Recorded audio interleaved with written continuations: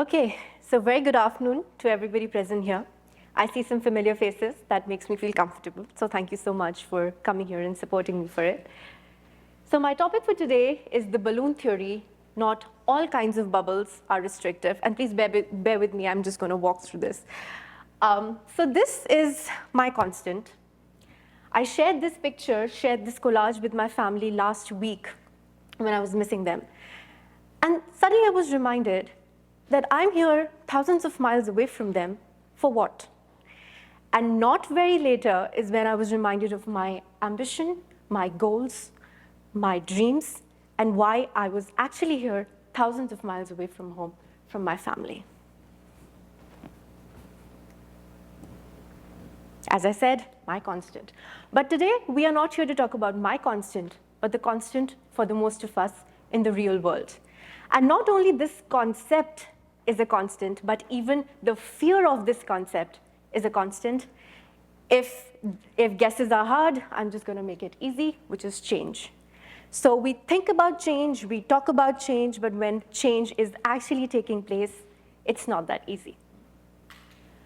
The book, The Secret, came up in 2006, and that was the time when I was a teenager. And that was my escape from a real wonder world of typical teenager world and identity crisis.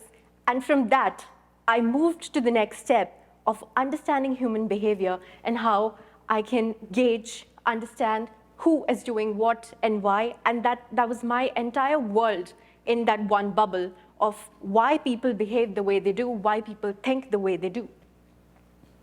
For me, that is all where it began. Now, when you think about the power of thought, you think about what a thought can do and how that can lead to a behavior. That behavior can lead to a different sort of a mindset altogether when coupled with visualization, when coupled with gratitude, when coupled with action. And that change of mindset can lead to a resilient and a more well-being-based individual altogether. Now, let's talk about positive psychology, because resilience is one concept that comes from positive psychology. And when I talk about the flow of positive psychology, it would be unfair to not mention some of the pioneers, William James, Martin Seligman, and Abraham Maslow, and more, the ones who could actually help us understand human behavior better. Now, there's no end to what your thoughts can do, what the power of psychology can do. And moving forward, now I'm going to talk about how it shifted from pathology to a humanistic perspective, to a scientific inquiry of research that came along, increasing the resilience, optimism, gratitude, and how those developments in the interventions that happened actually are more practical and more applicable in today's time. Let's also not forget the interdisciplinary interplay of positive psychology, how that could actually help you in different fields altogether. Now, I have worked in an organization for more than 3 to 4 years now, and what I thought and what I have realized about positive psychology is that it's everywhere. It's in every department, it's in every segment, it's in every section.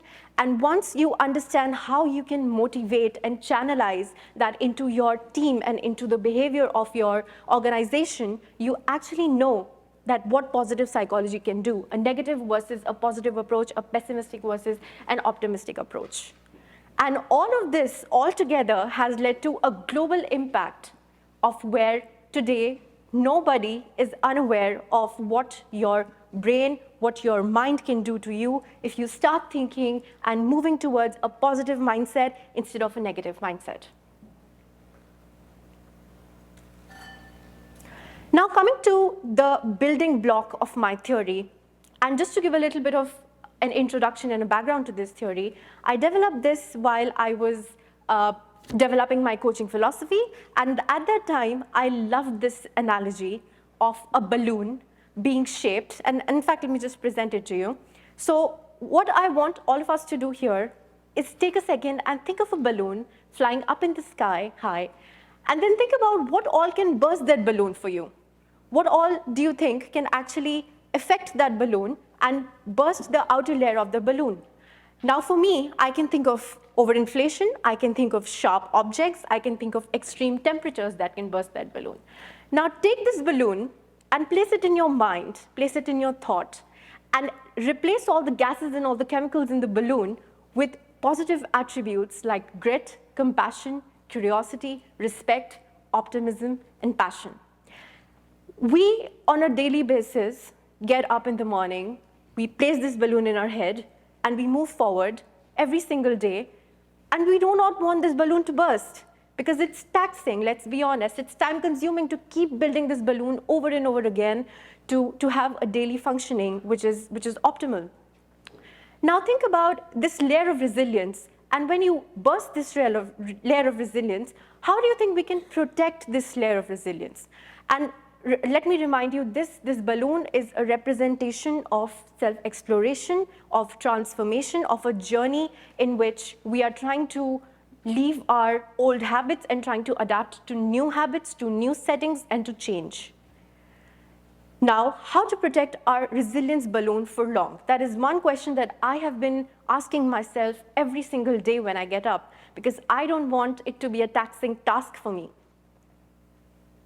Now, this is one option. That is, let's run from change. I mean, what will happen if I run from change? What at max, right? I can just be more familiar with the environment. I am maintaining control. There is avoidance of discomfort. There is almost zero risk, which is not bad, I must say. Definitely not bad. But what if? What if I adapt this? What if I say that I want change? Let me stay here, let me be on top of it, and let me adapt change. And of course, you know, this what if question is something that comes to you, but then the process is so difficult, the process is so hard for some of us, considering the situations we are in at that time, that always the first option looks like the easier option and the more adaptable option. But if we adapt to change, it's flexibility, there's adaptability, there's emotional intelligence, there's the ability to be more healthy, not only physically, but also mentally, and there's always opportunity for growth. And when I talk about this standing here at this podium at Penn, and when I talk about the opportunity of growth, I do understand that most of us here are here to grow, to build a different sort of a life, to give some sort of a leverage to our dreams, right? And when I look at this option, I think, okay, maybe I can think about it. It's not that hard, you know, but it is. Let me remind you, it is. And today, with all of us, I would want you to take one example of one moment that you think was hard, that you think that changing from A to B was difficult. And now I will take you through this curve of Kubler and Ross change curve, and now we're going to go through the 7 phases of how it is, right? So it starts from shock, rejection, setback, and then you come completely low to sad. This is one phase, which is why we avoid change at every point. Sad, experiment, decisions, and integration. Integration being a phase where we are on that top with that board on it and with change under us. So that is exactly the moment, which is why we should and we must think about change. Now, when we couple this with resilience, think about a self which is confident, a self which has a purpose, a self which has not only yours, but your support from your family and from your friends, which is adaptive. And when all of this is clubbed with commitment, capacitation, collaboration, and continuation, you will see a different person altogether. And that's me. And by the way, video calling is not that bad, and I was able to make that change, and I'm really happy about it. Thank you so much.